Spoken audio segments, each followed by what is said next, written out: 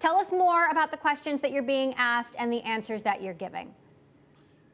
Sure. And I think you sort of front-ran my answer a little bit by quoting my tweet, but I do think it's a very good thing. I think there are three separate things that are worth sort of just quickly recounting, what's really going here. This is great for the consumer. Buy now, pay later is a brand new thing. It's growing really quickly. There are a few standards. There's not really a lot of agreement on what's good and what's bad, and different actors behave differently. The fact that CFPB is looking at protecting consumers is a good thing. Like, these consumers deserve excellent protection, and that's what CFPB is there for. So good. It's also good for the industry in a sense that there's plenty of actors like Affirm that want to do the right thing, are excited to play by the rules, want to make sure that we do everything exactly to the degree that the law requires and better. And yet a lot of things are yet to be clarified. And so CFPB looking at the industry and expressing what it is that they think is going well and not well is a positive for the industry as it seeks standardization. And ultimately, I think it's great for Affirm because we've always taken it upon ourselves to do better than the law, to actually outperform what's expected of us. We don't charge late fees, we don't do any crazy gimmicks, we don't do reactivation fees or deferred interest or any of that garbage. And so as a result, if any of that becomes the new standard, we're already compliant, right. And I think levels out the industry. And so all of that, I think, is just very, very strongly positive.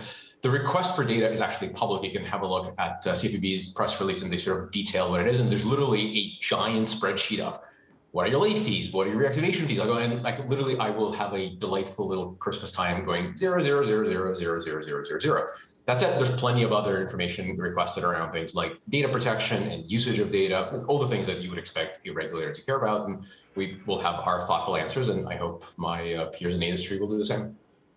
Now, Capital One, for example, is planning to launch an option for buy now, pay later at point of sale next year. Curious what your plans are to add some additional protections that credit cards offer, like fraud protection, easy chargebacks for returns, for example. I think we already do quite a lot today. We don't, and I don't think I know. I added, I think, because I'm surprised this is not as well known. So we stand in front of fraud. We obviously take all the risk that the merchant does not get paid. Like, we settle with the merchant immediately. The consumer repayment is our risks to bear. We try very hard to make sure that we're available by all possible channels for our consumers to talk to us, et cetera, et cetera. So we hold ourselves to account to be a viable replacement to credit cards. That includes being available, being accessible, and ultimately being easy to deal with if something goes wrong. So you're launching a new debit card also that'll allow for easy indoor shopping. I believe there's a pre-assigned limit to shop in store. Tell us a little bit more about when that'll launch, how it will work, and what it could mean for revenue. So it's already live. There are thousands of consumers. As a public company, I now have to be careful exactly disclosing any numbers, but there are thousands of people that have the card in their hands, and it's pretty sweet. It doesn't require you to change your bank account. It allows you to pay in two different ways. You can swipe or chip the Affirm card, and if you do nothing, it will settle against your existing checking account. But over the next 24 hours, you can say, oh, you know what? I meant for this to be a buy now, pay later transaction, and with a couple of taps, you convert it to a pay over time. And it works both online and offline. There's all kinds of neat bells and whistles. That's in sort of final beta. We'll bring it out to a larger part of our wait list. I actually believe that the invitations just went out to email to the next larger group of the very, very sizable at this point wait list.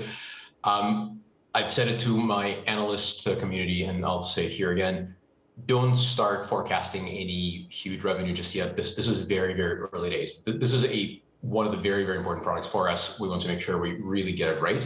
If it takes us longer to get it perfect, we'll take longer. If it's beautiful and perfect on day one, we'll bring it out to as many people as we can. But right. I'm not promising revenue on this one. Just 30 seconds left, Max. Quickly, I know that BNPL has been hot this holiday season. Curious how impactful the Walmart and Amazon relationships have been, and whether you've taken much of a hit because of Peloton on the other end. At a public company, you'll see us speak about all those things in some detail early next year when we report earnings. But obviously, this was the first Christmas season for us, and it's still ongoing, where we cover 60% of e-commerce. We have a really rich deep partnership with Walmart. We have one with Shopify that's in fairly advanced stage at this point. We have hundreds of thousands of merchants here, Amazon, et cetera. So it's a very, very big year for us.